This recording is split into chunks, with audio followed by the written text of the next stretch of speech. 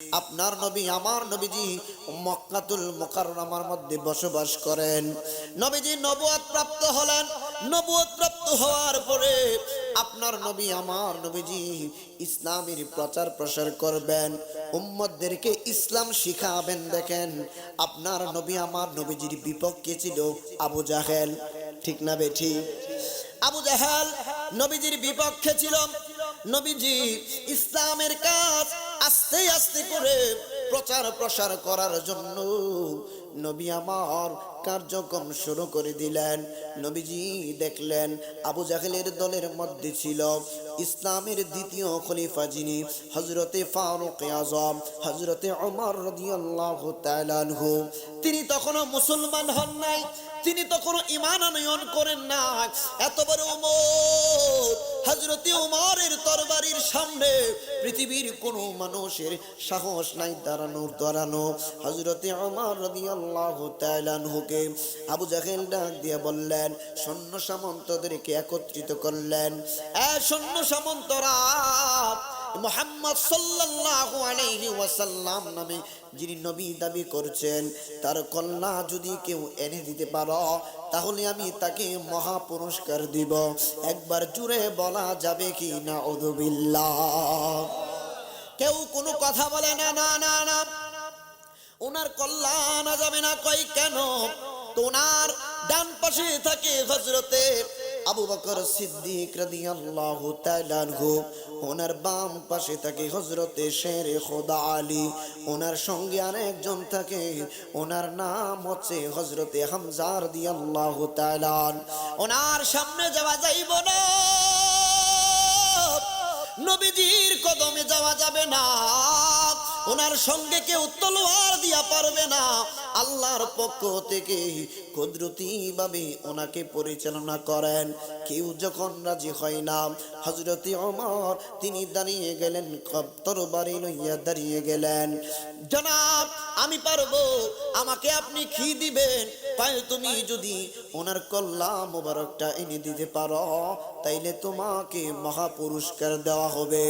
হযরতে ওমর রাদিয়াল্লাহু তাআলা আনহু তিনি তরবারি হাতে নিয়ে রাহমাতুল লিল আলামিনের নূরানি কদম মোবারকে যাবেন নবীজির কল্লা মোবারকটা কাটার জন্য। বলেন তো, আপনারা এই ইসলামপুরের মানুষ যদি নবীর জমানায় থাকতেন, নবীজির বিপক্ষে যদি কোনো মানুষ আসতো, আপনারা কি তাকে ছেড়ে দিতেন?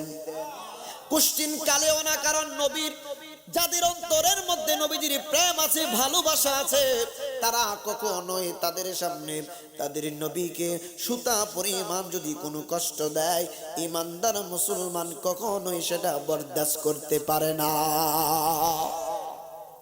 হযরতে ওমর তরবারি নিয়ে ছুটলেন নবীজিকে কতল করার জন্য।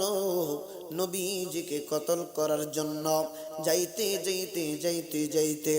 অনেক দূর পর্যন্ত যখন চলে গেলেন, হঠাৎ করে দেখা হযরতে নুআইম রাদিয়াল্লাহু তাআলা, নবীজির একজন বিশিষ্ট সাহাবী, তিনি হযরতে নুআইম রাদিয়াল্লাহু তাআলা আনহু ডাক দিয়া বললেন, ওমর তরবারি লইয়া এইদিকে তুমি কোথায় যাচ্ছ? কই আমি যাচ্ছি। হযরতে ওমর রাদিয়াল্লাহু তাআলা আনহু বলছেন, আমি যাচ্ছি রাহমাতুল লিল আলামিন নবীজি মুহাম্মদ সাল্লাল্লাহু আলাইহি ওয়াসাল্লাম, উনি নবুয়তের দাবিদার, ওনাকে ওনার কল্লা মোবারকটা কেটে আনার জন্য যাচ্ছি। উনি নাকি ইসলাম প্রচার করেন, উনি নাকি কোরআনের দাওয়াত দেন। নুআইম রাদিয়াল্লাহু তাআলা আনহু ডাক দিয়া কই, রে ওমর, তুমি আগে নিজের ঘর সামলাও। আল্লাহু আকবার কোন। তুমি আগে নিজের ঘর সামলাও। নুআইম রাদিয়াল্লাহু তাআলা আনহু যেই মাত্র এই কথা বললেন, বলার সঙ্গে সঙ্গে ওমর ডাক দিয়া কই, নুআইম তুমি কি বলতে চাও আমাকে? কই তোমার যে একটা বোন আছে, ওই বোনের নাম হচ্ছে হযরতে ফাতেমা। তোমার বোন যে বিবাহ দিয়েছো, তোমার বোনের স্বামীর নাম হচ্ছে হযরতে সাঈদ। এই হযরতে ফাতেমা এবং তার স্বামী মুহাম্মদ সাল্লাল্লাহু আলাইহি ওয়াসাল্লাম ইসলাম গ্রহণ গ্রহণ করে তারা মুসলমান হয়ে গেছে। হযরত ওমরের মুখের মধ্যে চেহারার মধ্যে গো শুধু রাগ আর রাগ। হযরত ওমর হুঙ্কার দিয়ে বোনের বাসার দিকে ছুটলেন। বোনের বাসার দিকে যে মাত্র ছুটলেন, ছুটতে ছুটতে হযরত ওমর ঘরের মধ্যে এইভাবে টোকা দেয়। এইভাবে টোকা দেওয়ার পরে হযরত ওমর রাদিয়াল্লাহু তাআলা আনহু তিনি ঘরের বাহিরে দাঁড়িয়ে শুনতেছেন। ঘরের ভিতর থেকে মধুর কণ্ঠে পবিত্র কোরআনুল কারীমের তেলাওয়াতের আওয়াজ শোনা যায়। হযরত ওমর ডাক দিয়া কয়, ফাতেমা, আরে ফাতেমা, দরজা খুলো, দরজা খুলো। ফাতেমা চিনতে পারলেন, বুঝতে পারলেন কণ্ঠ শুনে আমার ভাই হযরত ওমর বুঝি আগমন হয়েছে। ওই ঘরের মধ্যে তখন স্বামী এবং স্ত্রীকে কুরআনুল কারীম শিক্ষা দিচ্ছিলেন আরেকজন সাহাবী, যার নাম ছিল, ইতিহাসের মধ্যে আসছে, হাদিসের মধ্যে আসছে, যার নাম ছিল হযরতে খাব্বাব রাদিয়াল্লাহু তাআলা। কেউ বলে হযরতে খুব্বাব আর খাব্বাব, যাই বলেন না কেন, খাব্বাব রাদিয়াল্লাহু তাআলা আনহু মুরব্বি মানুষ। তিনি বললেন, ফাতেমা গো, হযরতে ওমর তো খুব রাগী মানুষ, আমাকে যদি উনি দেখেন, যদি কোনো কিছু করে ফেললে আমার ভয় লাগে। হযরতে ফাতেমা ডাক দিয়া কই, উস্তাদজি আপনি চিন্তা করবেন না, ঘরের ভিতরে আলাদা কামরা আছে, আলাদা কামরার ভিতরে আপনাকে লুকিয়ে রাখবো। স্বামী ডাক দিয়া কই, ফাতেমা রে, এই যে কুরআনুল কারীমের 5টা আয়াত তারা শিখতেছিলেন। সূরা তহা নামে একটা সূরা আছে, এই সূরা তহার প্রথম 5টা আয়াত তারা শিক্ষা গ্রহণ করতেছিলেন। ফাতেমা ডাক দিয়া কই, স্বামী আমার, কাগজের কুরআনুল কারীমের কাগজের টুকরাখানি তুমি গুছাইয়া একটা ডয়ারের মধ্যে এক্সাম্পল দিচ্ছি, একটা ডয়ারের মধ্যে কোনো লুকায়িত জায়গার মধ্যে তুমি লুকিয়ে রাখো, যাতে করে আমার ভাই ঘরের মধ্যে প্রবেশ করে সেটা না দেখতে পায়। সুবহানাল্লাহ। হযরত ওমর ঘরের দরজাখানি যেই মাত্র খুলে দিল, ঘরের দরজাখানি খুলে দেওয়ার পরে হযরত ওমর ডাক দিয়া কই, ফাতেমা,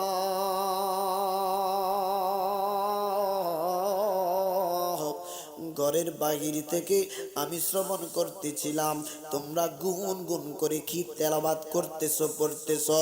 ফাতেমা রে, মিথ্যা কথা বইল না। ফাতেমা ডাক দিয়া কই, ভাইজান, আমরা কোনো কিছু করতেছিলাম না, এমনিতে কথা বলতেছিলাম। হযরতে ফাতেমা ডাক দিয়া কই, ভাই কি বলতে চাও, কেন আসলা? কই, আমি শুনেছি তোমরা নাকি মুসলমান হয়ে গেছো, ইসলাম নাকি গ্রহণ করেছো। ফাতেমা নির্ভয়ে বলতেছে, ভাই আপনি সত্য শুনেছেন, আমরা এতক্ষণ গুনগুনায়া যে কথা বলছিলাম, এতক্ষণ আল্লাহর পবিত্র কুরআনুল কারীমের একটা সূরা আমরা শ্রবণ করতেছিলাম এবং শিখতেছিলাম। সুবহানাল্লাহ। হযরত ওমর নিজের হাত দ্বারা উনার বোনের গায়ের মধ্যে আঘাত করতে লাগলেন রে বাপ। আল্লাহু আকবার। উনার বোনকে হযরতে ফাতেমার গায়ের মধ্যে আঘাত করতেছিলেন। আঘাত করতে করতে মহিলা মানুষ রক্ত ফিনকিয়ে দিয়া চড়ছে গা থেকে। হযরতে ফাতেমার এই অবস্থা দেখে হযরতে ওমর ডাক দিয়া কই, বোন রে, তোমার এতক্ষণ পর্যন্ত আমি পিটাইলাম, আঘাত করলাম, তারপরেও তোমার জবান থেকে আল্লাহর কুরআনুল কারীমের আয়াত সরাইতে কেন পারি না? সুবহানাল্লাহ। এমন কি কুরআন, এমন কি তোমরা তেলাওয়াত করো, এত মধুর লাগে। পবিত্র কুরআনুল কারীমের সুরটা কিন্তু বড় মজা, ঠিক না ভাই? ঠিক।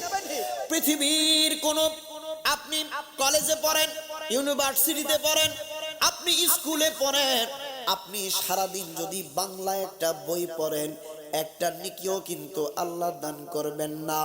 আপনি সারা দিন ইংরেজি গাইড অথবা মেন বই পড়েন, সারা দিন যদিও পড়েন একটা নেকি অর্জন করতে পারবেন না। কিন্তু নবী আমার উম্মতে মুহাম্মাদের জন্য বড় সুসংবাদ রেখে গেলেন, উম্মত শোনো, পবিত্র কুরআনুল কারীমের একটা হরফ যদি কেউ একবার তেলাওয়াত করে, তার আমলনামার মধ্যে আমার আল্লাহ 10টা নেকি লিখে দেন। হযরতে ওমরের মায়া লাইগা গেছে, হযরতে ওমরের অন্তরের মধ্যে কি জানো তুফান চলছে। বোন গো, কি তেলাওয়াত করো, একটু যদি আমার সামনে আইনা দিতা। ইনজিমিন টাইমে হযরতে খাব্বাব রাদিয়াল্লাহু তাআলা আনহু বেরিয়ে আসলেন। আয়েশা ডাক দিয়া কই,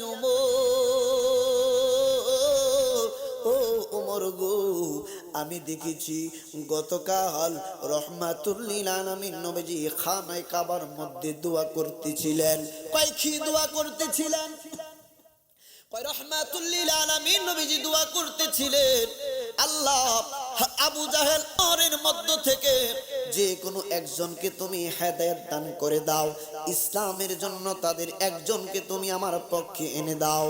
খাব্বাব রাদিয়াল্লাহু তাআলা আনহু ডাক দিয়া কয়, ওমর, আমার মনে হচ্ছে আমার আল্লাহ পাক নবীর ইসলামকে সুপ্রতিষ্ঠিত করার জন্য তোমাকেই বুঝি আমার আল্লাহ হেদায়েত দান করবেন। একবার জোরে বলা যাবে কি মারহাবা? হযরতে ওমর ডাক দিয়া কয়, খাব্বাব, কি তোমরা এতক্ষণ চর্চা করছিলা? আমি হযরতে ওমর দেখতে চাই আমার হাতে যে কিতাবটা দেখতেছেন, এই কিতাবটা হচ্ছে মূল কিতাব তাফসীর ইবনে কাসির।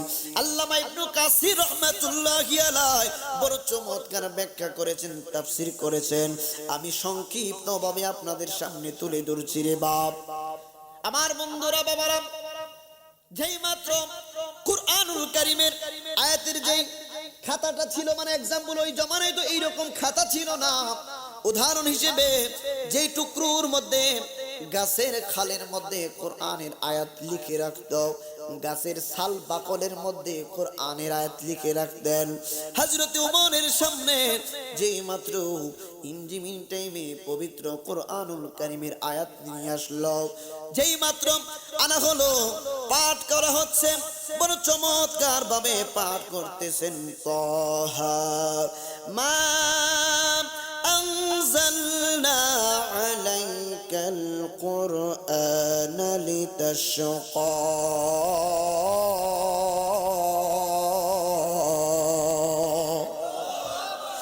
ইল্লা তাযকিরাতান লিমান ইয়াখশা تنزيلا ممن خلق الأرض والسماوات العلى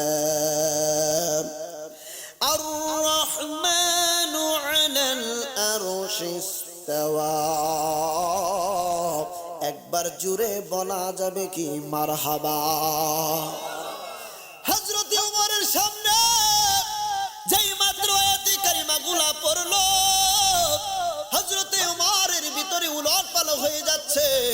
হযরত ওমরের ভিতরে যত কপটামি ভণ্ডামি ছিল, ইসলামের বিরুদ্ধে যত কিছু ছিল, আমার আল্লাহ মুহূর্তের মধ্যে সেগুলা দূর করে দিয়ে ইসলামের প্রতি হযরত ওমরকে আমার আল্লাহ ফিরিয়ে দিলেন। একবার জোরে বলা যাবে কি সুবহানাল্লাহ? হযরত ওমর ডাক দিয়া বললেন, ভনগো, আমি আর অপেক্ষা করতে পারবো না, আমি নূরের নবীর নূরানি কদমে চইলা যাইব। আপনার নবী, আমার নবীজি তখন বাবা এমন একটা সময় ছিল, এমন একটা সময় ছিল, এই যে খানায়ে কাবার চতুর্দিকে নামাজ আদায় করলে ইহুদিরা, মানে কাফেরের বেঈমানের দলেরা সাহাবীদের উপরে আক্রমণ করত, অসুবিধা করত। আমার নবী, আপনার নবীজি ইসলামের প্রথম কাজ প্রচার এবং ইসলামের দ্বীন শিক্ষা দিতেন। দারুল আরকাম একটা জায়গার নাম, সুবহানাল্লাহ। দারুল আরকাম, এটার ব্যাখ্যা অনেকে দেয় না, দিয়ে দিচ্ছি আজকে আমি।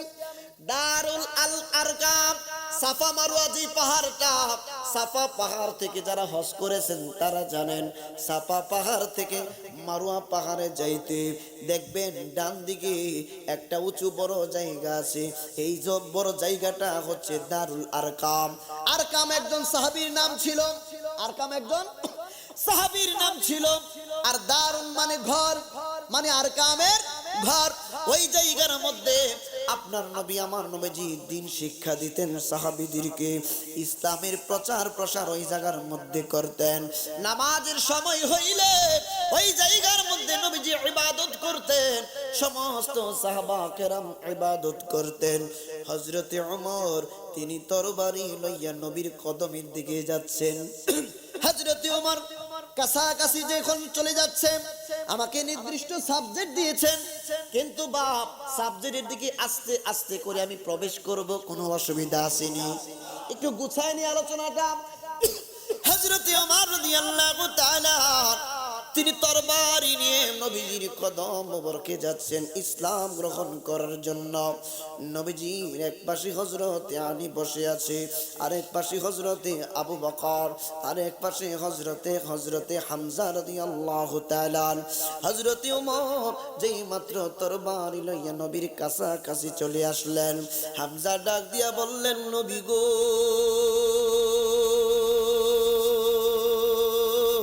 নবী আপনি যদি অনুমতি দেন, এই যে ওমর আপনার কাছে আসার আগে তার কল্লাটা দুই ভাগ কইরা দিম। আমার নবী মুস্কি হাসেন, না না না, আমি রাসূলুল্লাহ কাউকে হত্যা করতে আসি নাই, আমার ব্যবহার আচরণ দিয়ে আখলাক মোবারক দিয়ে আমি মানুষদেরকে ইসলামের পথে আনার জন্য এসেছি। হযরত ওমর কাছাকাছি আইসা ডাক দিয়া কই, নবী গো,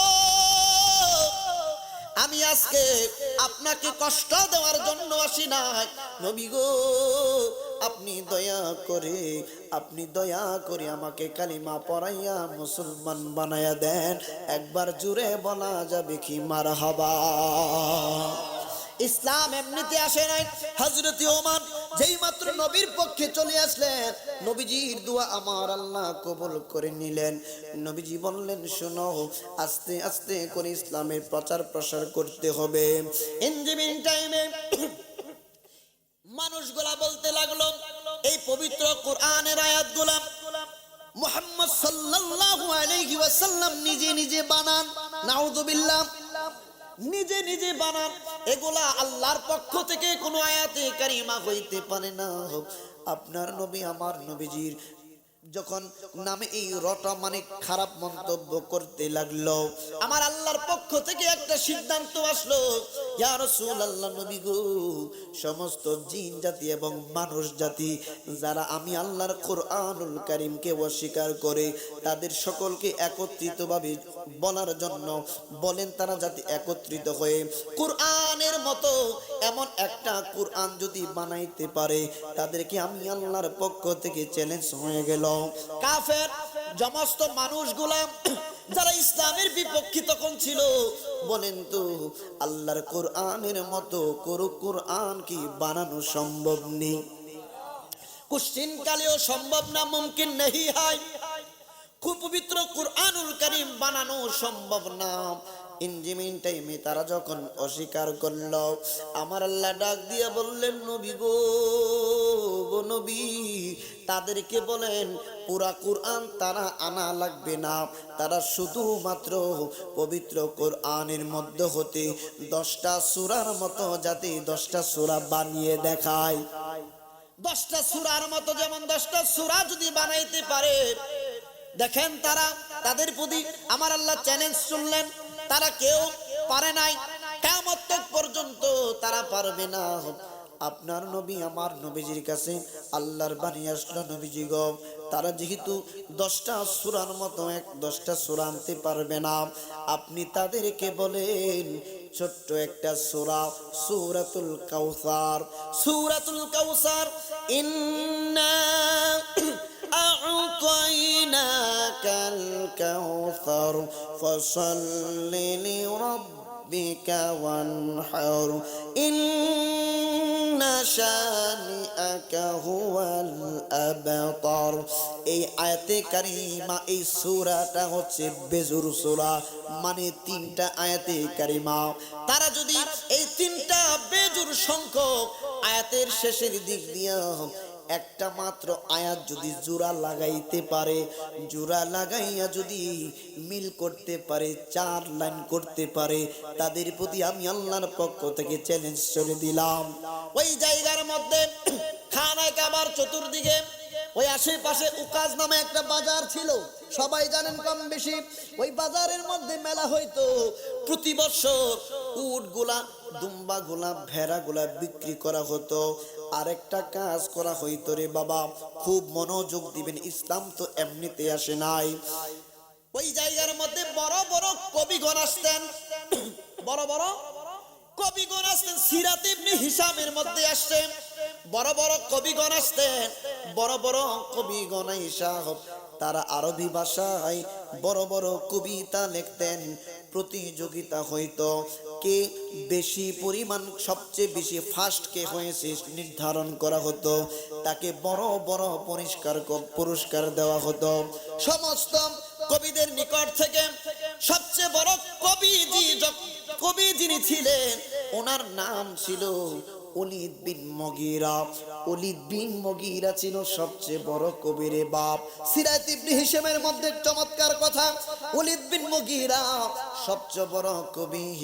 রহমাতুল লিল আলামিন নবীজি হযরতে আলীকে ডাক দিয়ে বললেন, আলী রে, এই যে খানায়ে কাবা, এই দেয়ালের মধ্যে সূরাতুল কাউসার লিখে দেয়ালের মধ্যে তুমি টাঙ্গাইয়া দিবা। দেয়ালের মধ্যে টাঙ্গানোর পরে অ্যানাউন্স কইরা দিবা, যারা এত বড় বড় কবি দাবি করে তারা যেন আরেকটা লাইন সূরাতুল কাউসারের 3টা লাইন পরে একটা লাইন অ্যাড করে যোগ করে জোর জাতি করে দেয়। দেখা যাবে তারা কত বড় কবি হইছে। একবার জুড়ে বলা যাবে কি আল্লাহু আকবার। হযরত আলী মুর্তজা রাদিয়াল্লাহু তাআলা নবীজির কথা মতো সূরাতুল কাউসারটা খানায় কাবার মধ্যে যে মাত্র টাঙ্গিয়ে দিলেন, টাঙ্গানোর পরে রে বাপ, সমস্ত মানুষগুলা এসে পড়তেছে। এই ওলীদ বিন মুগীরা সবচেয়ে বড় কবি যিনি, সবচেয়ে বড় জ্ঞানী যিনি, তাদের মধ্যে তিনি আয়েশা। আরবি ভাষা, তারা তো আরব দেশের মানুষ, আরবি পড়তে পারে। ওলীদ বিন মুগীরা আয়েশা কত চমৎকার ভাবে তেলাওয়াত করছে, ইন্না আ'তাইনাকাল কাউসার ফাসাল্লি লিরাব্বিকা ওয়ানহার ইন্না শানিআকা হুয়াল আবতার। ওলীদ বিন মুগীরা বড় চিন্তায় পইড়া গেছে, এরপরের লাইন কি হবে আমার মাথায় তো কাজ করতেছে না, আমার মাথায় তো কাজ করতেছে না। ওলীদ বিন মুগীরা ডাক দিয়া কয়, শুনো, আমার মেধা ফেল, তারপরে লাইন কি হবে আমি বুঝতেছি না। অবশেষে একটা লাইন তো লেখা লাগবো, নয়তোবা তো ইজ্জত থাকবো না মানুষের কাছে।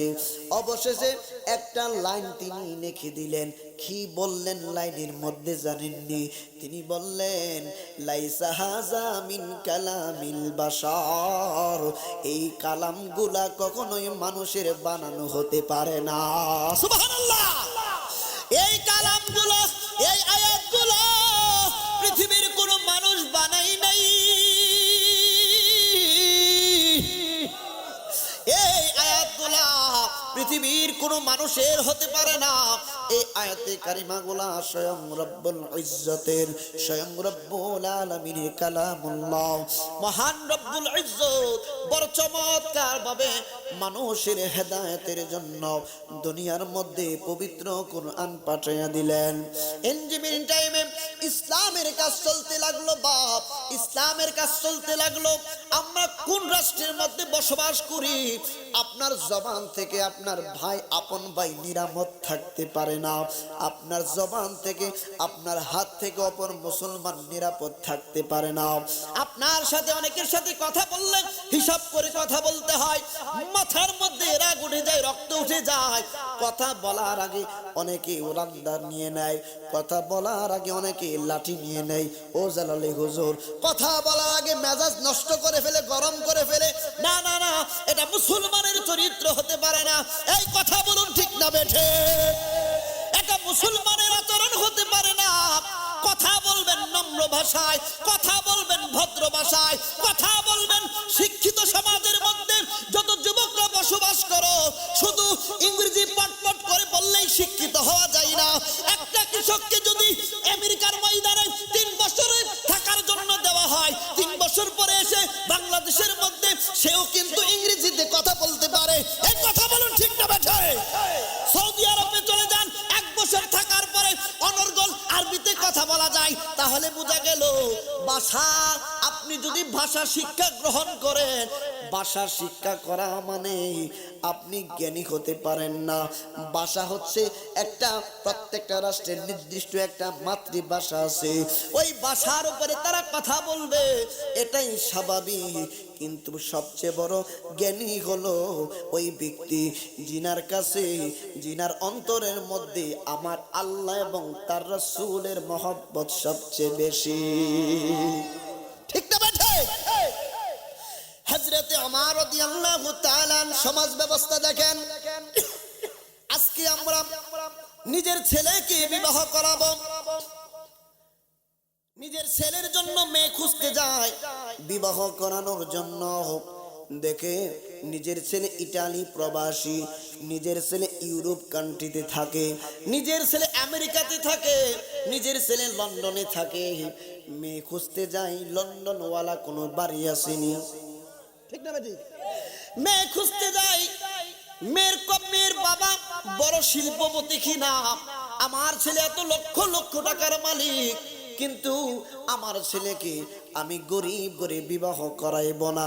এইরকম প্রচলন কিন্তু সব জায়গায় হুজুর আছে, আছে কিনা? কিন্তু খলিফা হযরতে ওমর রাদিয়াল্লাহু তাআলা, ওনার জামানার কথা বলছি রে বাপ।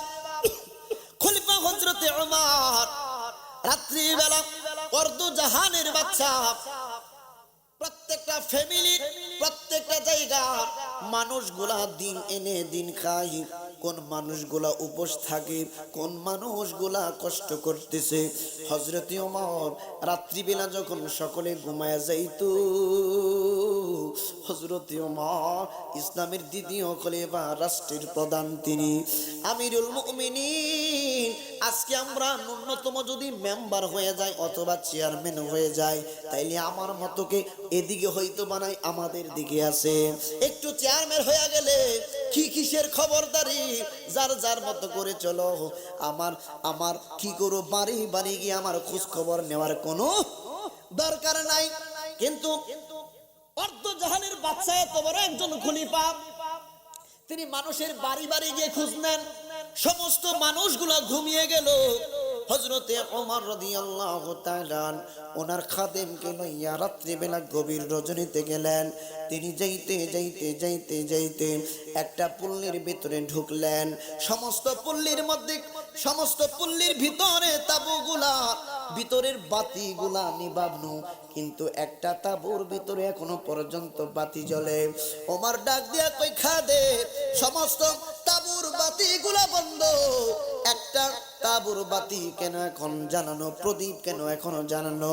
হযরতে ওমর ওই এই যে তাঁবুর কাছাকাছি গিয়ে কানটা পেতে দাঁড়িয়ে গেলেন। তিনি শুনতে পাচ্ছেন কি জানি কথা বলতেছে। তিনি হঠাৎ করে শুনলেন ওই ঘরের মধ্যে মা আর মেয়ে থাকে, আর কেহই নাই তাদের ঘরের মধ্যে। মা ডাক দিয়ে বলছেন, মারে দুধের মধ্যে পানি মিশাও, দুধের মধ্যে পানি মিশাও। আমাদের বাংলাদেশের জমিনেও অনেক এলাকায় আছে, বাজারে দুধ বিক্রি করতে যাই, দুধের মধ্যে পানি মিশাইয়া 3 কেজি দুধকে 4 কেজি করে ফেলে। হযরতে ওমর নিজ কান মুবারক দিয়ে শুনতেছেন। ওই মহিলাটা ডাক দিয়া কই মাগো দুধের মধ্যে পানি মিশাও, দুধের মধ্যে পানি মিশাও, আগামীকাল সকালবেলা যদি বিক্রি করো বেশি লাভবান হতে পারবো। ওই মেয়েটা ডাক দিয়া কই মা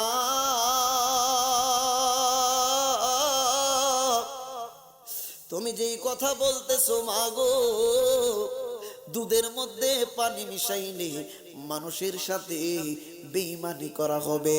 মা ডাক দিয়া কই মারে তাড়াতাড়ি করো, হযরতে ওমর যদি দেখে ফেলে জানতে পারে, অথবা হযরতে ওমরের কোন সঙ্গীরা যদি জানতে পারে তাহলে গর্দান উড়িয়ে দিবে।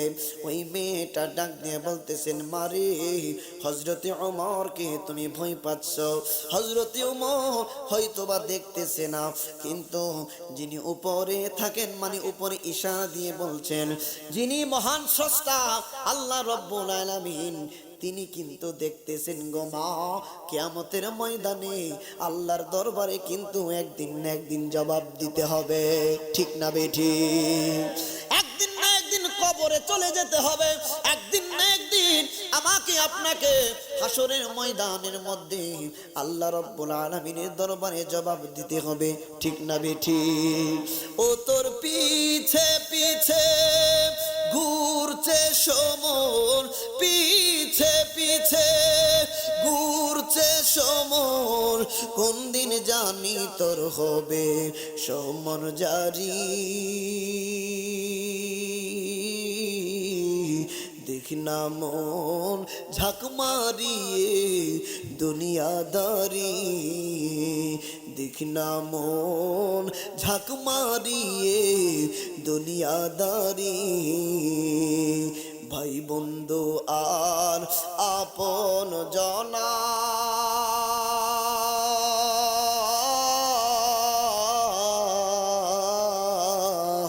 সঙ্গে তোমার কেউ যাবে না, ঠিক না বেঠে? ভাই বন্ধু আর আপন জনা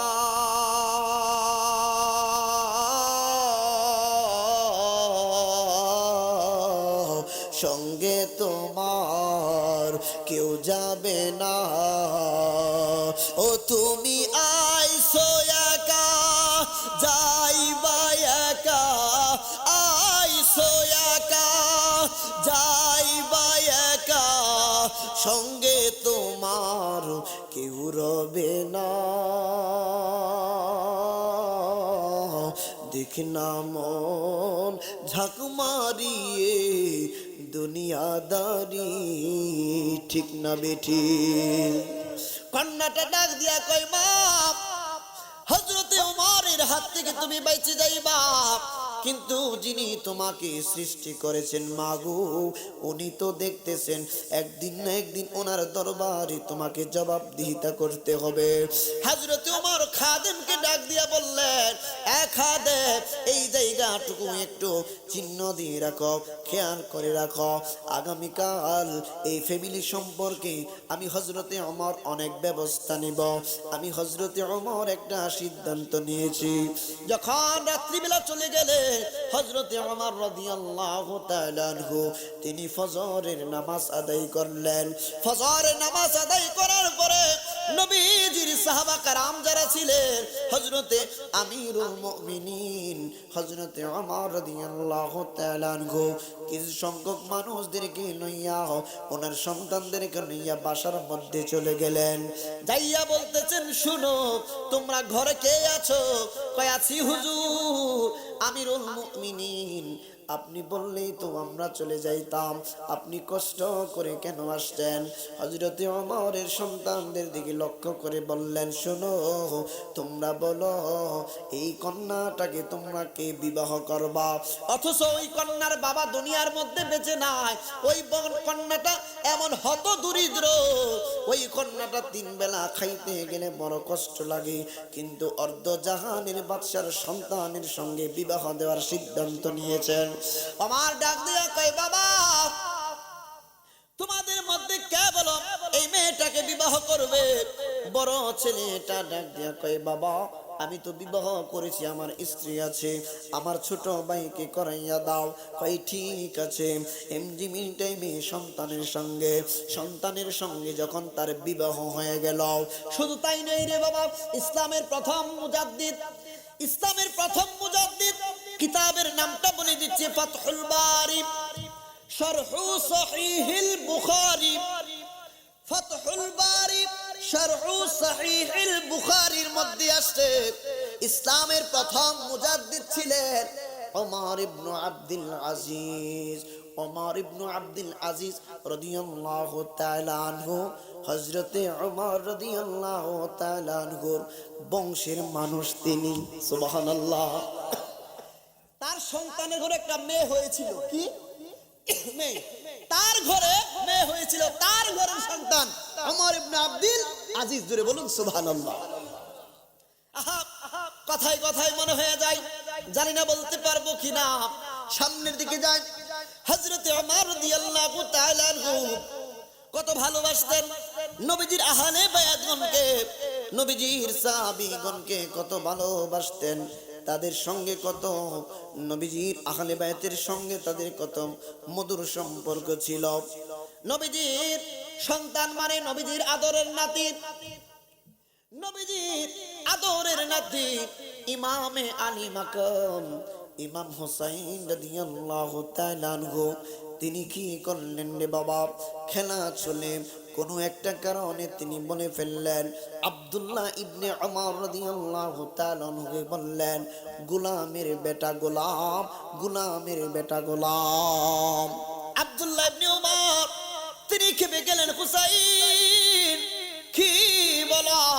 ভাই যা বলছি সত্য বলেছি, গোলামের ঘরে গোলাম, তোমার পরিচয় হইল এটা। আব্দুল্লাহ ইবনে ওমর রাদিয়াল্লাহু তাআলা আনহু একটা দৌড় মারলেন বাবার কাছে।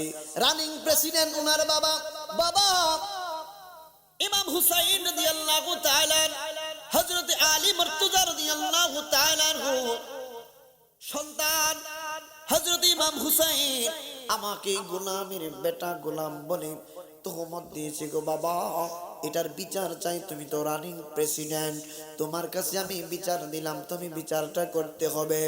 হযরতে ওমর ডাক দিয়া কয়, বাবা তাই নাকি? কয় জি হ্যাঁ।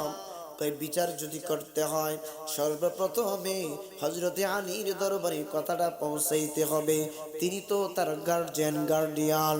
হযরতে আলীর দরবারে চলে গেল। এ আলী, তোমার কলিজার টুকরা ইমামে আলী মাকাম ইমাম হুসাইন রাদিয়াল্লাহু তাআলা আনহু আমার সন্তানকে তোহমত দিয়েছে গোলামের বাচ্চা গোলাম, গোলামের বেটা গোলাম। আলী ডাক দিয়া কয়, ওমর আমার সন্তান এই কথা বলতে পারে না, এই কথা বলতে পারে না। কয় তোমার সন্তানকে তুমি ডাক দিয়ে জিজ্ঞেস করো। হযরতে আলী মুর্তজা রাদিয়াল্লাহু তাআলা ইমাম হুসাইনকে ডাক দিলেন, বাবা তুমি নাকি হযরতে ওমরের সন্তানকে বলেছ গোলামের বেটা গোলাম? ইমাম আলী মাকাম ইমাম হুসাইন রাদিয়াল্লাহু তাআলা আনহু ডাক দিয়া কয়, বাবা আমি বলেছি, আমি মিথ্যা বলবো না, কারণ নবীজির আহলে বায়াতগণ কখনোই মিথ্যা বলতে পারে না। ঠিক না বেঠে?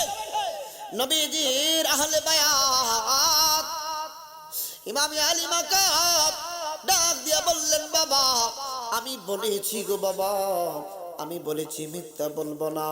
হযরতে আলী রাদিয়াল্লাহু তাআলা ডাক দিয়া কয়, ওমর ও আমিরুল মুমিনিন, আপনি এখন যে ফয়সালা করবেন ওই ফয়সালা আমরা মেনে নেব।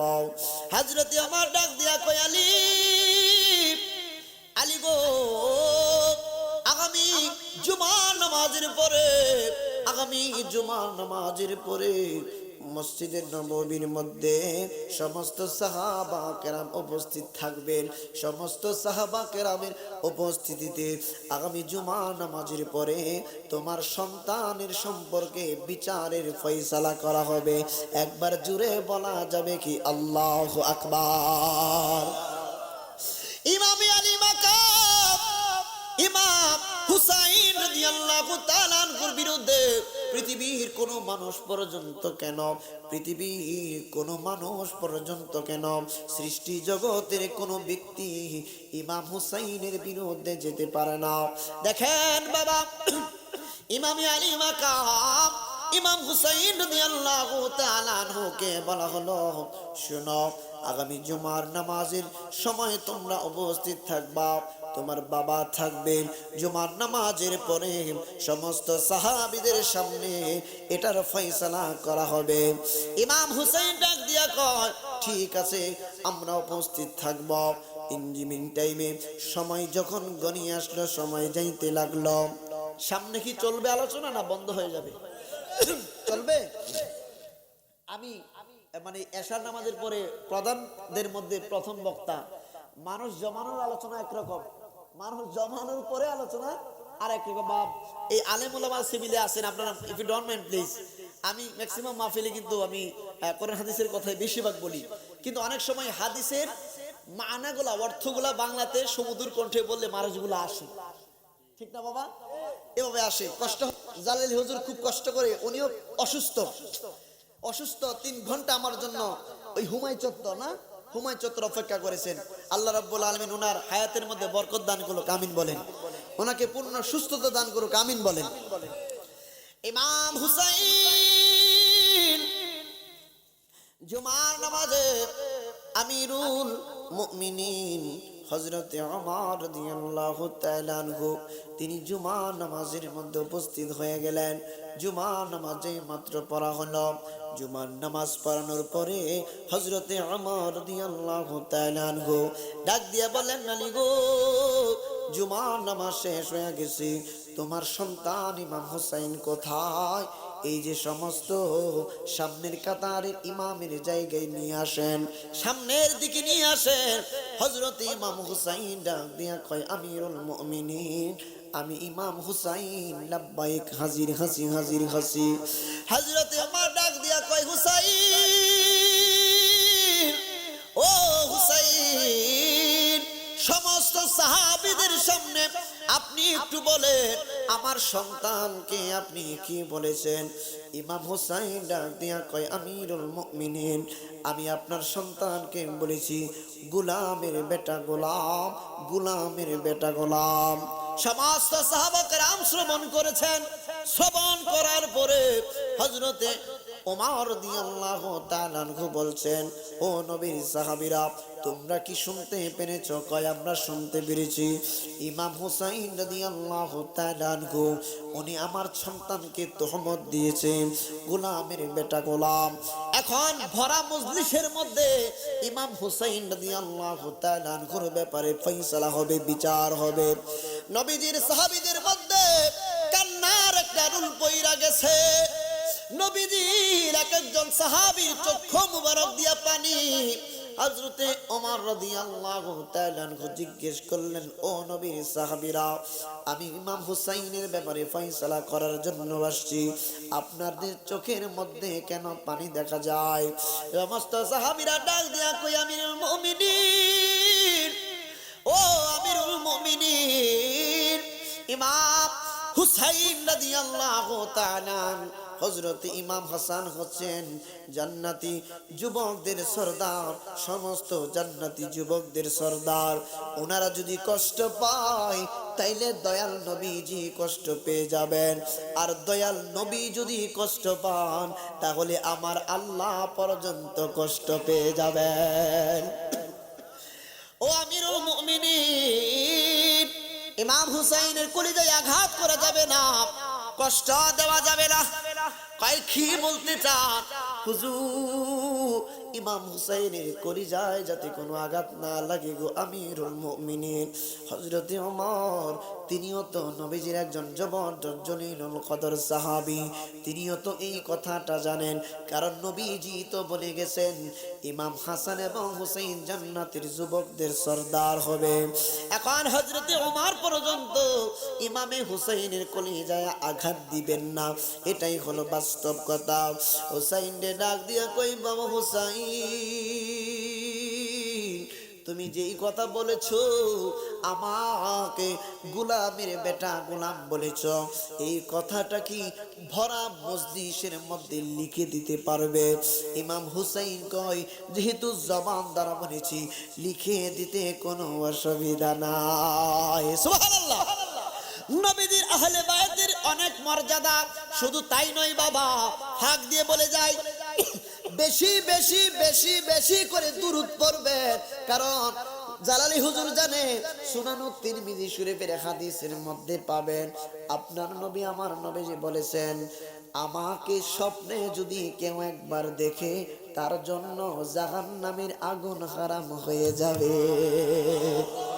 শুধু তাই নয়, শুধু তাই নয়, নবীজি বলেছেন আমাকে যে দেখবে তাকেও যে দেখবে তার জন্য জাহান্নামের আগুন হারাম হইয়া যাইব। পূর্বেকার অনেক মনীষীগণ, আল্লাহর ওলিগণ, ফুকাহা কারামগণ, সুলাফা কারামগণ, মুহাদ্দিসে কারামগণ, মুফাসসির কারামগণ, আউলিয়াগণ, কুতুবগণ, আবদালগণ নবীজিকে কতবার স্বপ্ন দেখেছেন। আহারে কত মানুষ নবীজিকে স্বপ্নে দেখেছেন। আজকে দেখেন এখানে মুরব্বীরা বসে আছেন, জীবনে কত আশা, নবীজিকে যদি একদিন দেখতে পারতাম স্বপ্ন যুগে জীবনটা বড় ধন্য হইয়া যাইতো। ঠিক না বেঠি? নবীজিকে দেখলে জীবন ধন্য হয়ে যায়। অসংখ্য মানুষ নবীজিকে দেখে দেখে স্বপ্ন যোগে দেখার পরে জীবন ধন্য করেছেন।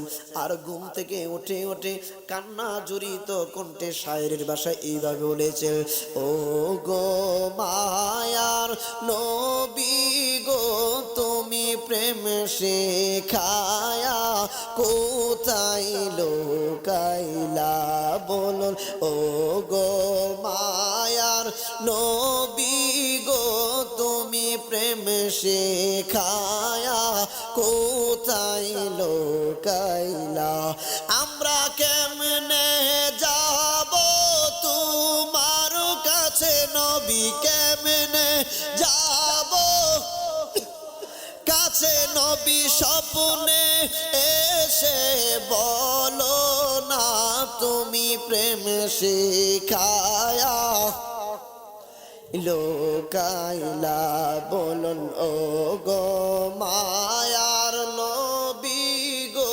তুমি প্রেম শেখায়া লোকাইলা, আমরা কেমনে যাব মদিনাতে নবী, কেমনে যাব দিগিনাতে নবী, স্বপ্নে এসে বলো না তুমি প্রেম শেখায়া। একবার জুড়ে বলা যাবে কি আল্লাহু আকবার? ইমাম হুসাইন ডাক দিয়ে বললেন, আমিরুল মুমিনিন। কি বলেন? আমি জবান দিয়ে যেহেতু বলে ফেলেছি, বক্তা আসছে নাকি, আলোচক আসছে, আমার সময়টা বলে দিবেন, আলোচনা গুছাবো, ঠিক আছে? সময়টা বলে দিবেন, 10:09 বাজে। ইমাম হুসাইন রাদিয়াল্লাহু তাআলা ডাক দিয়ে বললেন, আমিরুল মুমিনিন, ও আমিরুল মুমিনিন, আমি জবান দিয়ে যেহেতু বলতে পেরেছি লিখে দিতে তো কোনো অসুবিধা নাই। ওমর ডাক দিয়া কই, হুসাইন, ও হুসাইন লিখে দাও, গোলামের বেটা গোলাম কথাটা লিখে দি, নিচে দিয়ে তোমার সিগনেচারটা দিয়ে দিবা, সিগনেচারটা দিয়ে দিবা। ইমাম হুসাইন ডাক দিয়া বললেন ঠিক আছে। ওমরের সন্তান ডাক দিয়া কয়, বাবা কি বলতেছেন আপনি? ওমর আমিরুল মুমিনিন রানিং প্রেসিডেন্ট ডাক দিয়া বললেন, শোনো তুমি আজকে আর কোনো বিচারের দায়ী করবা না, আজকে কোনো বিচার পেশ করবা না কাউকে বিচার করার জন্য। হুসাইনের বিরুদ্ধে তোমার কোনো কথা শোনা যাবে না। বাবা কেন? কয় বাবা রে, ইমাম হুসাইন যদি কথাটা লিখে সিগনেচার কইরা দেয় আমার কপাল তো খুলবে খুলবে, তোমার কপাল পর্যন্ত খুলে যাইব। তোমার বাবার কপাল খুলবে, তোমার কপালও খুইলা যাবে, বাবা বুঝলাম না। কই বাবা রে, আমি নবীজির গোলামি করেছি, নবীজির পাইরবি করেছি, কিন্তু নবীজির জবান মুবারক থেকে সার্টিফিকেট পেলাম না, নবীজির গোলাম হইতে পারলাম কি পারলাম না, নবীজির গোলাম হতে পারলাম কি পারলাম না, সার্টিফিকেট পাইলাম না। ইমাম হুসাইন যদি সার্টিফিকেট দিয়ে দেয়, যখন আমাকে কবর দেওয়া হবে, মুনকার নাকির সহ হাসরের ময়দানে যখন ওঠানো হবে, আল্লাহ যদি ওমরকে জিজ্ঞেস করে, ওমর রাষ্ট্র পরিচালনা করতে যাইয়া তুমি এই কাজটা ভুল করেছ, রাষ্ট্র পরিচালনা করতে যাইয়া দুইটা লোক উপোস থেকে নাকি মৃত্যুবরণ করেছে, জবাব দাও। আমি ওমরের কোনো জবাব থাকবে না। কিন্তু বাবারে, ইমাম আলী মাকা ইমাম হুসাইন যদি সিগনেচার করে দেয়, গোলামের বেটা গোলাম, গোলামের বেটা গোলাম, নবীজির গোলামের গোলাম, এই সার্টিফিকেট যদি দিয়ে দেয়, আমি আর যাই হোক এই সার্টিফিকেটটা আল্লাহর দরবারে তুই না দিব, মালিক আমার ভুল ত্রুটি হোক বা না হোক। দেখেন না, ইমাম আলী মাকাম ইমাম হুসাইন নবীজির আদরের নাতি, ইমাম হুসাইন যিনি জান্নাতের সমস্ত যুবকদের সর্দার, উনি সার্টিফিকেট দিয়েছে, তোমার বন্ধু নবীজির গোলাম নাকি আমি নবীজির গোলাম হইতে পেরেছি, সেই গোলাম হওয়ার কারণে আমি ওমরকে তুমি ছাড় দিয়ে দাও। আমার আল্লাহ আমি হযরতে ওমরকে কিছুই তখন করবে না। আমার বিশ্বাস, নবীজির গোলাম যে হয়ে যায়, ভুল ত্রুটি থাকতে পারে, নবীজির গোলাম হওয়ার কারণে আমি ওমরের উপরে কোনো চাপ আসবে না। বাবারে, তোমার কপানো খুলে যাবে, তোমার কপানো খুলে যাবে, সেটা প্র্যাকটিক্যাল আরেকটা প্রমাণ নেয়। সহিহুল বুখারী ইমাম ইসমাইল আল বুখারী রাহিমাহুল্লাহ 911 পৃষ্ঠার মধ্যে একটা হাদিস মুবারক আনছেন, বড় চমৎকার হাদিস মুবারক আনছেন। আনাস রাদিয়াল্লাহু তাআলা আনহু বর্ণনা করেছেন, এক সাহাবী আয়েশা ডাক দিয়া বললেন, নবী গো, নবী, ইয়া রাসূলুল্লাহ, কিয়ামত কোন সময় হবে? নবী আমার ডাক দিয়া বললেন, কি ব্যাপার? কিয়ামতের জন্য তুমি কি রেডি করেছো, প্রস্তুত করেছো? নবী গো, কিয়ামতের জন্য আমার নামাজের বড়াই নাই, কিয়ামতের জন্য বেশি নামাজ আমি সংগ্রহ করতে পারি নাই, কিয়ামতের জন্য বেশি পরিমাণ রোজা আমি করতে পারি নাই, কিয়ামতের জন্য বেশি পরিমাণ সদকায়ে জারিয়া আমি গ্রহণ সদকায়ে জারিয়া আমি দিতে পারি নাই, সদকায়ে জারিয়া বেশি পরিমাণ নাই। ইয়া রাসূলুল্লাহ, নবী গো, ইল্লা হ্যাঁ, তবে একটা জিনিস আছে। কয়, সেটা কি? সেইটা হচ্ছে আমি আল্লাহ এবং তার রাসূলকে আমার জীবনের চাইতে বড় ভালোবাসি। নবী আমার ডাক দিয়া কয়, সাহাবীরা শুনো,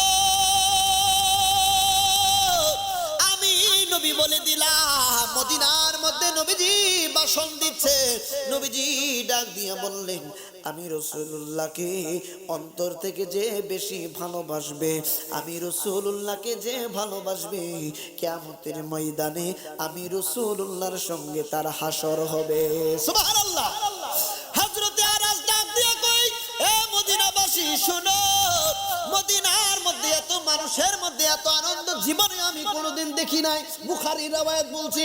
হযরতে আনাস ডাক দিয়া কই, মদিনার মধ্যে মানুষগুলা কত মেলা বসে, কত আনন্দ হয়, কত বিবাহ হয়, কত আনন্দ অনুষ্ঠান হয়, কত খাবার দাবারের অনুষ্ঠান হয়, জীবনে কোনোদিন এত আনন্দ হইতে দেখি নাই। যেই দিন আমার নবী বলেছেন, নবীকে ভালোবাসলে কিয়ামতের ময়দানে নবীর সঙ্গে থাকবে, ওই দিন দেখলাম মদিনার মধ্যে সবচেয়ে বেশি আনন্দ মদিনার বাসীরা করেছে।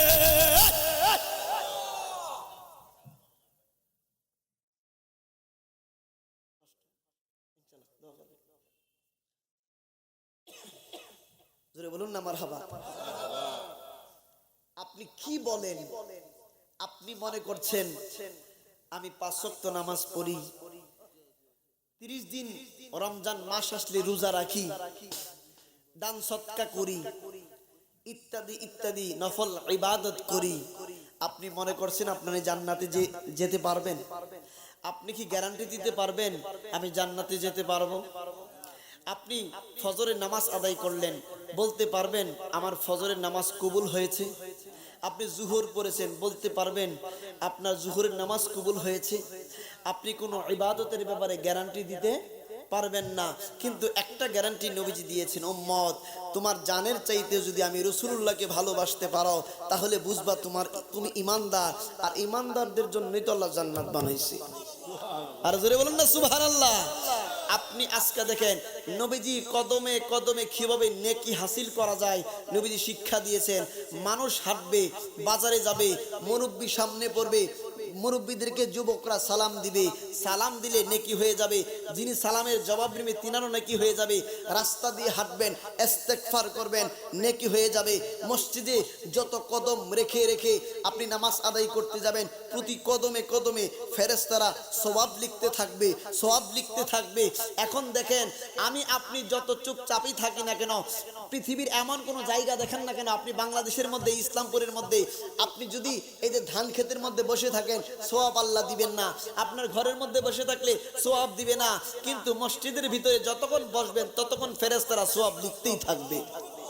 পৃথিবীর মধ্যে কয়েকটা জিনিস আপনি দেখেন, পৃথিবীর মধ্যে কয়েকটা জিনিস আমি আপনার দিকে তাকাইলে আল্লাহ কোনো সওয়াব লিখবে না, কিন্তু রাসূল আরবি রাসূল পাক সাল্লাল্লাহু আলাইহি ওয়াসাল্লাম নূরে মুজাসসাম নূরুন আলা নূর নবী বলেছেন, উম্মত তোমার মার দিকে মায়ার নজরে যদি একবার তাকাইতে পারো, আমার আল্লাহ প্রতিটা মায়ার নজরে তাকানোর বদলতে একটা কবুল হজের সওয়াব আল্লাহ দান করে দিবেন। আপনি কোরআনুল কারীম পড়তে পারেন আর না পারেন, আপনি উযু করে পবিত্র কোরআন হাতে নেন না, পবিত্র হাতে নিয়ে এইরকম ভাবে পড়তে পারেন আর না পারেন, আপনি চোখে চোখ রেখে কোরআনের দিকে তাকান, হাতটা একটু বোলান না, আপনার নামে আল্লাহ পাক আপনার আমল নামায় সওয়াব লিখতে থাকবে। আর জোরে বলুন সুবহানাল্লাহ। আপনি মক্কাতুল মুকাররমায় যান, আপনি মক্কাতুল মুকাররমায় গিয়ে কাবার দিকে সুনজরে তাকান, মদিনাতুল মুনাওয়ারায় গিয়ে কেঁদে কেঁদে নবীজির কদম মোবারকে সালাম আরজ করেন না। আমার আল্লাহ তো বলেছেন, ওয়ালাউ আন্নাহুম ইযযালামু আনফুসাহুম জাউকা ফাস্তাগফিরুল্লাহ ওয়াস্তাগফারা লাহুমুর রাসূলু লাওয়াজাদুল্লাহ তাওয়াবার রহিমা। নবী গো, আপনার উম্মতটা যদি খানায় কাওয়া তওয়াফ করার পরেও যদি মনে করে গুনাহ মাফ হয় নাই, মুজদালিফায় যাওয়ার পরেও যদি মনে করে গুনাহ মাফ হয় নাই, আরাফার ময়দানে কান্নাকাটি করার পরেও যদি মনে করে গুনাহ মাফ হয় নাই, তাদেরকে বলে দেন জাউকা, আপনি রাসূলুল্লাহর কদম মুবারকে আসার জন্য, আপনি রাসূলুল্লাহর কদম মুবারকে আসলে আর আপনি রাসূলুল্লাহর দরবারে এসে আল্লাহর দরবারে যদি তারা তওবা করে, তওবা ইলাল্লাহি তাওবাতান নাসুহা, খালিস নিয়তে তওবা করে, আপনি রাসূলুল্লাহ যদি আপনার উম্মতের পক্ষে সুপারিশ করেন, নবী গো আপনার উম্মতদেরকে জানিয়ে দেন আমি আল্লাহ লাওয়াজাদুল্লাহ তাওয়াবার রহিমা, তাদের সমস্ত তওবা কবুল করে তাদেরকে আমি আল্লাহ আমার বন্ধু বানায় ফেলবো। আল্লাহ গুনাহ মাফ করেন কার দরবারে গেলে? নবীর কদম মোবারকে গেলে। কোথায়? নবীর কদমে গেলে গুনাহ মাফ করেন কে? কষ্ট হচ্ছে? মাইক ছেড়ে দেব? হ্যাঁ, কোথায় ছিলাম মনে আছে? হযরতে ওমর মনে আছে? ওকে, এখন আসুন বাপ জি কয়টায় উঠছি? আচ্ছা আচ্ছা, হযরতে ওমর রাদিয়াল্লাহু তাআলা খলিফাতুল মুসলিমিন ওমরের সন্তানকে বলে দিলেন, ওমরের সন্তানকে বলে দিলেন, বাবা শোনো, তুমি আর বিচার দাবি করবা না, বিচারেন তোমার কপাল খুলে গেছে। ইমাম হুসাইন যদি বলে থাকে তোমাকে গোলামের বেটা গোলাম, ইমাম হুসাইন তো কোনো সাধারণ মানুষ না। ইমাম হুসাইন তুমি যদি জান্নাতে যেতে চাও, ইমাম হুসাইনের সার্টিফিকেট সিগনেচার ব্যতীত জান্নাতে যেতে পারবা না।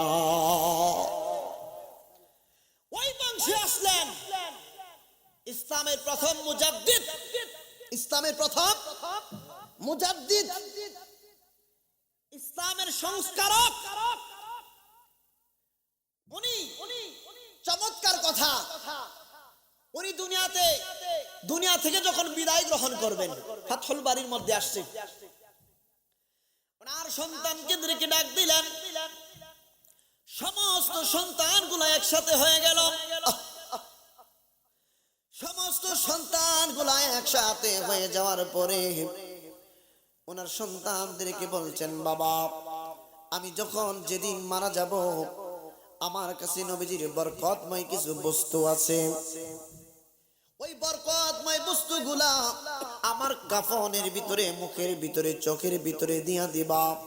সন্তানেরা ডাক দিয়া কয়, বাবা কি বরকতময় বস্তু আছে। ওমর ইবনে আব্দুল আজিজ রাদিয়াল্লাহু তাআলা আনহু ডাক দিয়া বললেন, বাবা রে, আমার কাছে নবীজির কিছু নখ মুবারক আছে। আর জোরে, আমার কাছে নবীজির কিছু নখ মুবারক আছে। নবীজি নখ মুবারক আছে আমার মুখের ভিতরে, বুকের ভিতরে, চোখের ভিতরে নবীজি নখ মুবারক দিয়ে দেবা। সন্তানেরা ডাক দেয়া কই, বাবা এইগুলা দিয়ে দিলে কি হবে?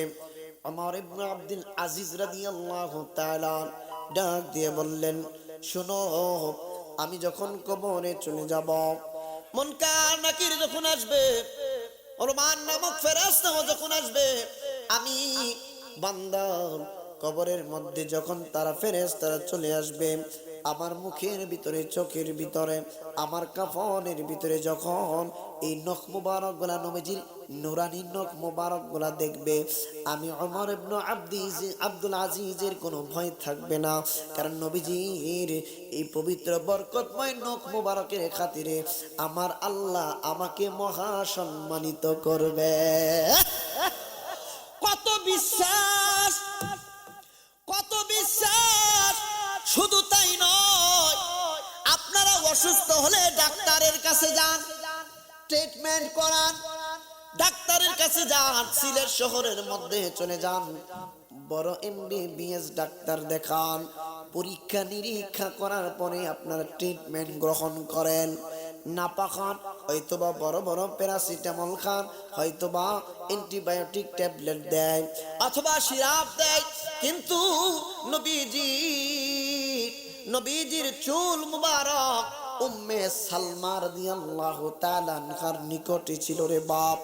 এলাকার মানুষগুলা, মদিনার মানুষগুলা যখন অসুস্থ হয়ে যাইত, যখন তারা বড় বড় রোগ হোক, যে কোনো অসুস্থতা হোক, অসুস্থ হয়ে গেলে উম্মে সালমা রাদিয়াল্লাহু তাআলা আনহার কদমে চলে যেতেন, পানি নিয়ে চলে যেতেন, পানি নিয়ে চলে যেতেন রে বাপ। পানি নিয়ে যাওয়ার পরে উম্মে সালমা রাদিয়াল্লাহু তাআলা আনহা তিনি বলেন, পানি যখন মানুষগুলা নিয়ে আসতো, আমি নবীজির এক গাছা চুল মুবারক পানির ভিতরে ভিজাইয়া দিতাম। সুবহানাল্লাহ, পানির মধ্যে ভিজাইয়া দিতাম।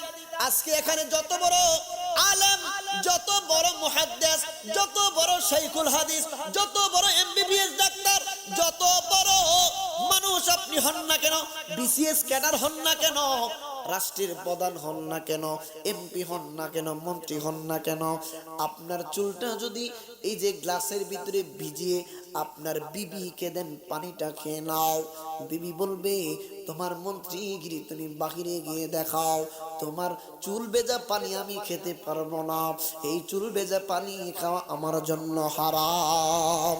ঠিক না বেঠে? তোমার চুলের পানি ভেজা পানিটা খাওয়া হারাম।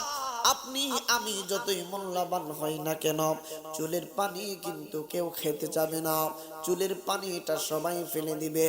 কিন্তু মুসলমান ডাক দিয়া কয়, জগৎবাসীরা শুনো,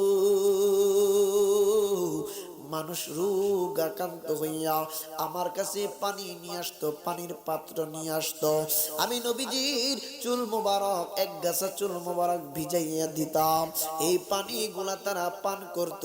পানিগুলা পান করার কারণে তারা পরিপূর্ণ সুস্থতা দান করে দিত আল্লাহ, তারা পরিপূর্ণ সুস্থতা লাভ করে ফেলত। নবীজির চুল মুবারকের পানি মুবারক খেলে শেফা লাভ হয়, রোগ দূর হয়ে যায়। আর আমার আপনার চুলের পানি খাইলে রোগ বাড়তে পারে। ঠিক না বেশি? রোগ বাড়তে পারে। হারে কত চমৎকার কথা! বুখারী শরীফ জিলদে সানি দ্বিতীয় খণ্ডের মধ্যে বড় চমৎকার একটা হাদিস আমি মনে পড়ে গেল, বললাম আপনার নবী, আমার নবীজি হজ করলেন। হজ করার পরে জানেন একটা নিয়ম, মাথা মুন্ডন করতে হয়। মাথা মুন্ডন অর্ধেক করলেন আমার নবী সাহাবী সামনে উপস্থিত আবু তালহা রাদিয়াল্লাহু তাআলা। তালহা রে, আমি নবীজির অর্ধেক চুল মুবারক মুন্ডন করলাম, হাল্লাক করলাম, মুন্ডন করলাম। এই চুল মুবারক গুলা তোমার হাতের মধ্যে নাও। নবী গো, এই চুল মুবারক গুলা হাতের মধ্যে নিয়ে কি করব? কই এই চুল মুবারক গুলা মানুষের মধ্যে তুমি বিতরণ করে দাও। বুখারীর হাদিস, বুখারীর হাদিস। আপনার নবী আমার নবীজি ডাক দিয়ে বললেন, এ তালহা দাঁড়াও, সমস্ত সাহাবীদের মধ্যে বিতরণ করে দাও। তালহা রাদিয়াল্লাহু তাআলা ডাক দিয়ে বললেন, আমি নবীজির সাহাবীদের মধ্যে চুল মুবারক গুলা বিতরণ করে দিলাম। নবী আমার ডাক দিয়ে বললেন, আমার বাম দিকের চুল মুবারক গুলা তোমরা কি করো? মুন্ডন করো, নেড়া করে ফেলো।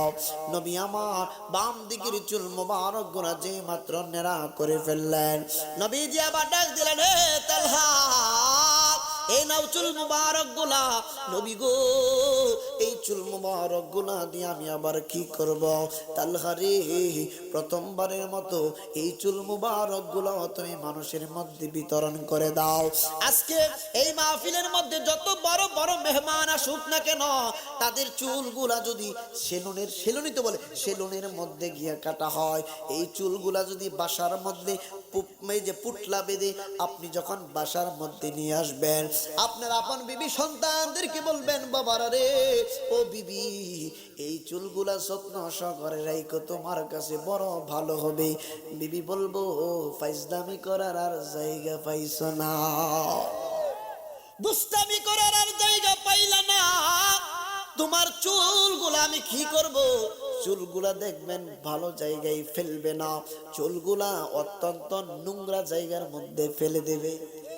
কিন্তু সাহাবাকারা চুল মুবারক গুলা খুব যত্ন সহকারে রাখতেন, খুব যত্ন সহকারে রাখতেন সাহাবাকারা।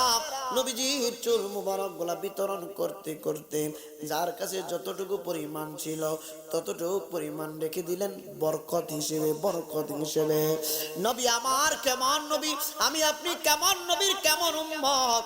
নবী আমার উম্মতের নাজাতের জন্য দুনিয়ার জমিনের মধ্যে কত কেঁদেছেন, আমি আপনি আর কয়দিন কাঁদি। আমার যে সাবজেক্ট দেওয়া হয়েছে আসুন একটু সেই দিকে যাই, কষ্ট হবে না রে বাপ। আপনার নবী আমার নবীজির একটা স্বপ্ন মুবারকের কথা বলবো, একটুখানি বলবো, বেশি পরিমাণ হয়তোবা সময় পাবো না। নবী আমার বুখারী শরীফের হাদিস, দ্বিতীয় খণ্ডের হাদিস, একদম শেষের হাদিস। নবী আমার বললেন, আমি একদিন ঘুম মুবারকে গেলাম, যাওয়ার পরে একজন আগন্তুক, মতান্তরে দুইজন আগন্তুক লোক আসলো। আয়েশা ডাক দিয়ে বললেন, নবী গো, চলেন চলেন চলেন চলেন। নবীজি বললেন, কোথায় যাব? নবী গো, আপনি একটু সামনের দিকে চলেন। নবীজি বললেন, আমি সামনের দিকে ছুটলাম। সামনের দিকে ছুটার পরে আমি হঠাৎ করে একদল লোককে দেখলাম, একদল লোককে দেখলাম। একটা লোকের পাশে আর একটা লোক পাথর লইয়া দাঁড়ায় আছে। পাথর দিয়া ওই লোকটাকে মাথার মধ্যে বড় জুড়ে জুড়ে আঘাত করে, পাথর দিয়া এইভাবে বড় জুড়ে জুড়ে আঘাত করে, আঘাত করার কারণে তার মাথাটা চূর্ণ বিচূর্ণ হয়ে যায়, ফেটে ফিনকি দিয়ে রক্ত বের হয়। মাথাটা এত পরিমাণ, এত বেশি পরিমাণ দ্বিখণ্ডিত হয়ে যায়, মাথার এই যে শক্ত চারাগুলা খণ্ড খণ্ড হয়ে যায়। নবীজি দেখলেন আবার আগের মতো লোকটাকে ভালো করে দেওয়া হয়, আবার তারে আঘাত করে। নবীজি বললেন, শুনো, এই আমার উম্মতকে এই রকম কষ্ট কেন দেওয়া হচ্ছে? নবী গো, এই রকম কষ্ট দেওয়া হচ্ছে কিসের জন্য জানেননি?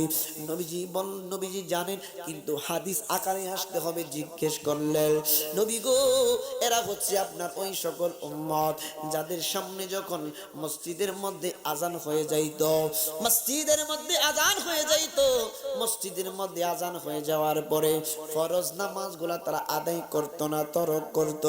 এই জন্য আমার আল্লাহ তাদেরকে এই রকম শাস্তির ব্যবস্থা করে রেখেছেন। একবার জুড়ে বলা যাবে কি আল্লাহু আকবার? আমি বেশি বলবো না, একটু একটু করে বইলা যাই। নবী আমার একটু সামনের দিকে গেলেন। নবীজি একটু সামনের দিকে যাওয়ার পরে আমার নবী দেখছেন অনেকগুলা মানুষ একটা দল তাদের সামনে যখন যেন গেল, যাওয়ার পরে দেখছেন তারা পাথর ভক্ষণ করছে, বড় বড় পাথর খাচ্ছে। পাথরগুলা খাওয়ার পরে পেটটা এত বড় হইয়া গেছে, এত বড় হইয়া গেছে, তারা দাঁড়াইতে চেষ্টা করে কিন্তু দাঁড়াইতে পারে না, দাঁড়াইতে পারে না, খুব কষ্ট হয়। একটা দেখেন ক্রিকেট বল খেলে যারা তারা চিনে, ক্রিকেট বলে তোটুকু এইটাই তো আপনার মুখ দিয়ে যাবে না, কুষ্টি নিকালেও যাবে না। আপনি অপারেশন করে এই যে কি বলে দুই পাশের গাল সিদ্ধি করে কেটে তারপরে বল ঢুকাইতে হবে, তারপরেও গলা দিয়া এই ক্রিকেট বল যাবে না, এত বড় ছিদ্র কিন্তু আমার আপনার খাদ্য নালী না। কিন্তু নবীজি দেখছেন তাদের এই মুখের ভিতর দিয়া গলার ভিতর দিয়া বড় বড় পাথর তারা ভক্ষণ করছে। কত কষ্ট হচ্ছে আপনারা বুঝতেই তো পারছেন। এত কষ্ট নবীজির সামনে এত কষ্ট করছে। নবীজি জিজ্ঞেস করলেন কি ব্যাপার, এই রকম শাস্তি তাদেরকে কেন দেওয়া হচ্ছে? নবী গো, আপনার উম্মতের মধ্যে এরা এমন উম্মত, তারা দুনিয়াতে থাকতে সুদের ব্যবসা করত, তারা দুনিয়াতে থাকতে সুদ খাইতো, এই জন্য আমার আল্লাহ তাদেরকে শাস্তি স্বরূপ এই ব্যবস্থা রেখেছেন। একবার জুড়ে বলা যাবে কি না আউযুবিল্লাহ। নবী আমার আল্লাহর পক্ষ থেকে বাণী নিয়ে আসছেন। আমার আল্লাহ কি বলছেন? আহাল্লাল্লাহুল বাইআ ওয়া হাররামার রিবা। আমার আল্লাহ বলছেন আমি ব্যবসাকে করেছি হালাল আর সুদকে করেছি হারাম। ব্যবসাকে করেছি হালাল, সুদকে করেছি হারাম। রিবা মানে সুদ। সুদ কাকে বলে জানেননি? অনেকে সুদের সংজ্ঞা অনেক ভাবে দেন, একদম সহজ ভাষায় বোঝেন সুদ কাকে বলে। সুদ কাকে বলে এক্সাম্পল দিয়ে বলছি। আমার বড় ভাইকে ধরেন, আমি 1 লক্ষ টাকা আমি হাওলাত দিলাম, এদিকে কি বলে? হাওলাত দিতে বলে। সিলেটটা ভাষা অনেক সময় বুঝি না দাদা, কয়েকটা করি আরেকটা করস। ওই আমাদের এলাকায় ওইদিকেও বলে করজা দিলাম, করস দিলাম না, করস হইলে আবার ওই যে করস হয়ে জায়গা, সমস্যা না। হাওলাত দিলাম 1 লক্ষ টাকা। উনি বললেন ভাই আমি 3 মাস পরে 1 লক্ষ টাকা ফেরত দিয়ে দিব। আমি বললাম ভাই 1 লক্ষ টাকা আপনার কাছে 3 মাস যাবত থাকবে, কিন্তু এটার বিনিময়ে প্রতি মাসে 1 লক্ষে আপনি 5,000 টাকা কইরা আমারে দিতে হবে। কত? 5,000 টাকা করে, এক্সাম্পল দিচ্ছি, 5,000 টাকা করে দিতে হবে। তাহলে 3 মাসে 15,000 টাকা হয়ে গেল। এইটাই হইল সুদ। এটাই কি সুদ? মানে নির্দিষ্ট করা। আরো খোলাসা করছি, সুদ মানে কি? নির্দিষ্ট। হ্যাঁ, আমি ওনাকে দিলাম, ওনার বিপদে আমি সহযোগিতা করছি। 3 মাস পরে উনি আইসা, ওনার সাথে আমার কোনো কন্টাক্ট হয় নাই, কোনো আলাপ হয় নাই। 3 মাস পরে আইসা উনি আমাকে 3 লক্ষ টাকার সাথে 10,000 টাকা দিলেন। ভাই আপনি এটা দিয়া এই খায়েন অথবা কেনাকাটা করেন, খুশি মনে দিল, এটা সমস্যা নেই, কারণ এটা এই বিষয়ে কোনো আমাদের কোনো কন্টাক্ট নাই। উনি খুশি মনে, ওনার বিপদে আমি সহযোগিতা করেছি, উনি খুশি মনে ওনার অন্তর থেকে আমার 10,000 টাকা দিছি, কিন্তু 1 টাকাও দেওয়ার কথা ছিল না। এইরকম ভাবে যদি দেয় তাইলে কি ঠিক আছে? এরকম ভাবে যদি দেয় তাইলে কি ঠিক আছে? সুদ মানে নির্দিষ্ট হওয়া, যে এত অ্যামাউন্ট, এত পরিমাণ দিতেই হবে তোমাকে, নয়তো বা আমি তোমাকে টাকা দিতে পারবো না। এটাই হলো কি সুদ। অনেক সময় জমির উপরে এইদিকে কি বলে আই ডোন্ট নো, আমি জানি না, শতাংশ বলে, ওই যে গন্ডা বলে, অনেক ভাবে বলে, যেহেতু জানি না এই বিষয়ে আর কথা বলতেছি না। জি, এখন দেখেন বাবা, আপনি আমি যত কিছুই বলি, আপনি আমারে বুঝাইবেন, আমি আপনারে বুঝাইলাম, কিন্তু কবরে গেলে আল্লাহরে বুঝাইতে রো, হাসরের ময়দানে আল্লাহরে বুঝাইতে রো সম্ভব? আজকে এই রাস্তা দিয়া মসজিদ থেকে আল্লাহু আকবার কত সুন্দর করে নামাজ পড়ে, আলহামদুলিল্লাহি রাব্বিল আলামিন, কত সুন্দর করে তেলাওয়াত করে না? হুজুর নামাজটা হইরা আয়া কিরে অমুকের পুত্রা বলিটা করছে আয়া হনছি তা তো করবই তা বাদাইম্মা কুলাইম্মা করে না পরনিন্দা কি নিন্দা পরনিন্দা বুঝেন অপরের দোষ বলা অপরের আপনি যদি কাহারো দোষ গোপন করে রাখেন আল্লাহ স্বয়ং নিজে আপনার দোষ গোপন করে রাখবে আরো জোরে কই না রে ধরেন না আমি স্টেজে চা খাই না কণ্ঠ আল্লাহর দান আল্লাহ যদি বন্ধ করে দে চা খায় না সারা দেশ খাইলে কাম হইতো না ঠিক না বেঠি গলা ভাঙছে আমার অসুবিধা নাই ইনশাআল্লাহ জোয়ান না যুবক তো যাই হোক দেখেন মনে নাই তো বুঝে হয়েছি কেমন হয় আবার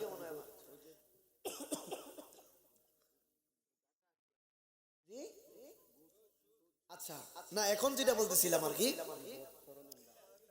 গীবত পরনিন্দার কথা বলতেছি আপনি ধরেন আপনার সামনে আপনার কোনো ভাই একটা অন্যায় করছে খারাপ কাজ করতে পারে না আপনি কি করলেন গোপন রাখেন কারো কাছে বললেন না তাহলে এলাকার কোনো ব্যক্তি জানবো আর তাহলে কেউ না জানার কারণে এই লোকটারে আর কেউ খারাপ কইতে পারবো আপনি যে তার এই খারাপ কাজটা গোপন করে রাখছেন কাউরে কইছেন না আপনিও কোনোদিন শত মানুষের সামনে দেখবেন একটা ভুল করে ফেলবেন আল্লাহ নিজ দায়িত্বে সমস্ত মানুষের চোখের পর্দাটা এমন ভাবে করে দিবেন আপনার এই ভুলটা কারো চোখে পড়বে না আপনার এই ভুলটা আল্লাহ পাক গোপন করে নেবেন আরো জোরে বলুন তাহলে আল্লাহ আমাদের দোষ গুনাহগুলো গোপন করে রাখুক আমরা চাই না চাই না এখন ওই যে স্বাস্থ্য ভাই জালাত্ত ভাই এটাই তো বলে দিকে কষ্ট হবে কথা বলে কিছুক্ষণ তারপরে এমন কথা বলবো যেটা শুনলে আপনারা আশ্চর্য হবেন ইনশাআল্লাহ 5টা মিনিট